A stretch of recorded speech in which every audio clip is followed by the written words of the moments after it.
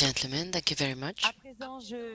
Now, I will now give the floor to Alain RATIER, member of the Weather and Climate Board and former director of EUMETSAT, that will open the introduction and dive into the digital ocean. He's going to tell us more about the program and the digital tools at the service of the ocean.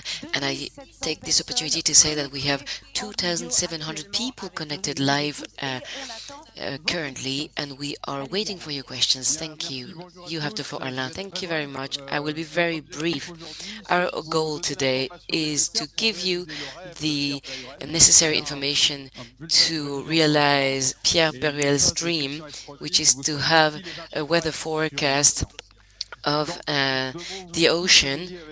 And Christian Destrosi's dream is that you are the interpreters of the ocean. So we have systems of digital forecast of time combining models and observations to produce the raw material for our forecast. But what we need is to have also the analog, is to combine models and observations, and this has been there for 10 years, operational wise, thanks to Copernicus service in Europe. So we're going to explain to you how does it work, how can it be used, and this is the purpose of this gathering. It's been there for 10 years because we were lacking observations. Now we have the observations thanks to technical evolutions, and we will show you applications.